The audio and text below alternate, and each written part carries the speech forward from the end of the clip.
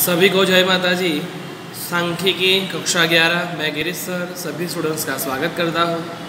आज हम video number 10 में सवाल नंबर जो हमारा 35वां है उसे हम समझा रहे हैं कि डाक द्वारा प्रश्नावली की विधि समझाइए। डाक द्वारा प्रश्नावली की विधि समझाइए, बताइए। तो डाक द्वारा प्रश्नावली के बारे में हमने देखा था, प्रश्नों की सूची जो है। अब देखते हैं उसका अर्थ। डाक द्वारा प्रश्नावली का अर्थ तो क्या है।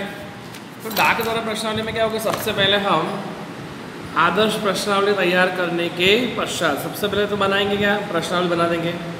उत्तरदाता के पते पर डाक द्वारा प्रश्नावली भेजी जाती है। माने सबसे पहले प्रश्नावली तैयार करेंगे, फिर जिससे हमें सूचना प्राप्त करनी है उसे कहते हैं उत्तरदाता। तो आदर्श प्रश्नावली तैयार करने के पश्चात उत्तरदाता के पते पर, उसके एड्रेस पर डाक द्वारा प्रश्नावली भेजी जाती है।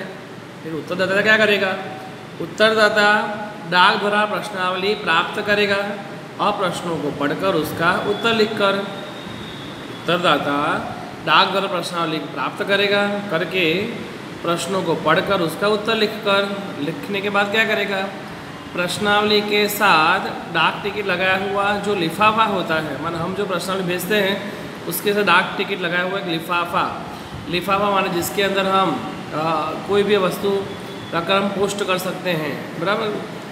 ऐसा पत्र रखकर हम जो सेंड करते हैं उसे बोलते हैं लिफाफा। माने प्रश्नावली के साथ डाक टिकट लगाया हुआ जो लिफाफा होता है उसमें रखकर डाक द्वारा वापस संशोधक को भेज देता है। इस प्रकार सूचना प्राप्त करने की विधि को डाक द्वारा प्रश्नावली की विधि कहते हैं। अब एकदम सरल है, थोड़ा एक बार रिपीट करवाते हैं। सबसे पहले क्या करेंगे, आदर्श प्रश्नावली तैयार करने के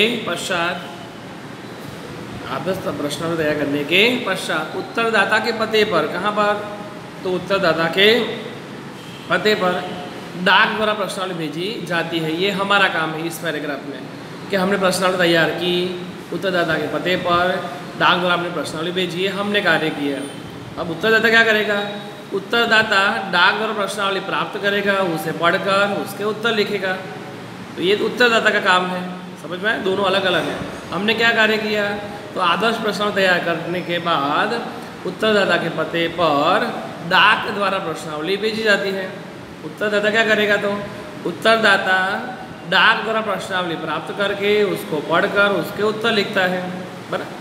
अब उत्तर लिखने के बाद क्या कार्य करेगा, तो प्रश्नावली के साथ डाक टिकट लगाया हुआ एक लिफाफा होता है, क्योंकि प्रश्नावली लिखने के बाद वो वापस कंपनी को भेज देता है, संशोधक को भेज देता है, तो उसको कोई खर्चा ना आए, इसे उसके ऊपर डाक टिकट लगाना पड़ता है।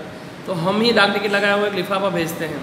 मैंने प्रश्नावली के साथ डाक टिकट लगाया हुआ जो हमें लिफाफा भेजा होता है उसमें रखकर वो डाक द्वारा वापस संशोधक को भेज देता है, डाक द्वारा वापस संशोधक को भेज देता है। फिर से थर्ड बात, प्रश्नावली के साथ डाक टिकट लगाया हुआ लिफाफा में वो प्रश्नावली को रखकर संशोधक को वापस भेज देता है।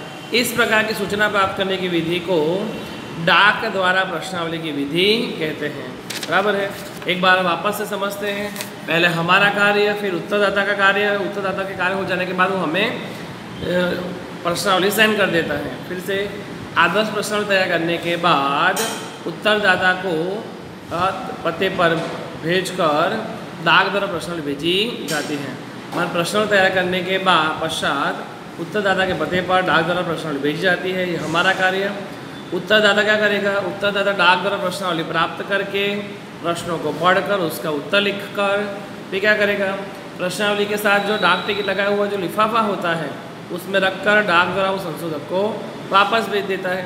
इस प्रकार सूचना प्राप्त करने की विधि को डाक द्वारा प्रश्नावली की विधि कहते हैं, बराबर है। अब इसके लिखते हैं गुण।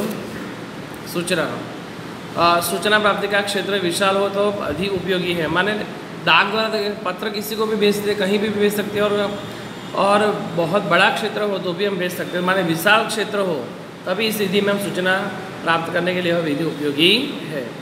फिर यहाँ समय, शक्ति और खर्च की दृष्टि से कम खर्चीली है। माने 15 दिन में, 20 दिन में, महीने में हमें सूचना प्राप्त हो जाती है। पत्र का खर्चा भी कम आता है, हमें जाना नहीं पड़ता, इससे शक्ति भी हमारी कम यूज़ होती है। माने समय, शक्ति और खर्च की दृष्टि से ये कम खर्चीली एक बार फिर से, विशाल क्षेत्र हो तब ये अधिक उपयोगी है। कौन सा क्षेत्र हो? विशाल क्षेत्र हो तब हमें ये अधिक उपयोगी है, और समय शक्ति खर्च की दृष्टि से ये कम खर्चीली है। अब इसके दोष, यदि उत्तरदाता अशिक्षित हो तो उपयोगी नहीं है, माने उत्तरदाता पढ़ा लिखा नहीं है तो प्रश्नावली के प्रश्नों को पढ़ नहीं पाएगा, तब ये विधि उपयोगी होती नहीं। अशिक्षित हो तो उपयोगी नहीं है। यदि आलसी उत्तरदाता प्रश्नावली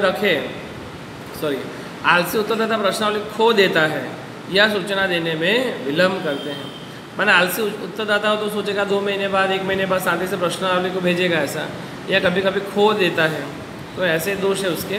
फिर से, उत्तरदाता अशिक्षित हो तो ये पद्धति उपयोगी नहीं है। आलसी उत्तरदाता प्रश्नावली खो दे या सूचना देने में विलम्ब करते हैं। बराबर है। आज सभी स्टूडेंट्स वीडियो नंबर 10 में सवाल नंबर 35 बराबर का आंसर अच्छी तरह से होमवर्क में लिखे। जय माता।